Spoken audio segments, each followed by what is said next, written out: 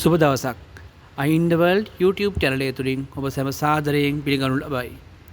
අද දිනේදී මම ඔබට ඉදිරිපත් කරන්නේ සඳු ග්‍රහයාගෙන් ඇතිවන අපල වළක්වා ගන්න කරන්න පුළුවන් ශාන්ති කර්ම කිහිපයක්.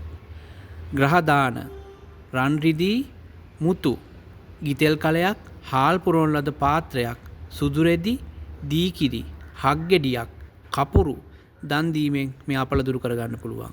ස්නානය කිරීම සඳහා වූ ඖෂධ කිරි, දීකිරි, ගිතෙල්, ඇත්දත්, සක්බෙල්ලන්, කුමුදු මල් තම්බාගත් වතුර ස්නානය කිරීමෙන් අපල දුරු කරගන්න පුළුවන්.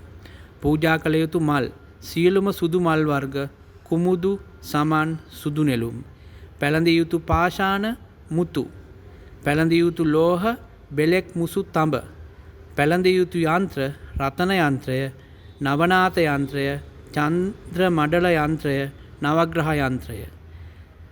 හිමි වෘක්ෂය, දිඹුල් වෘක්ෂය.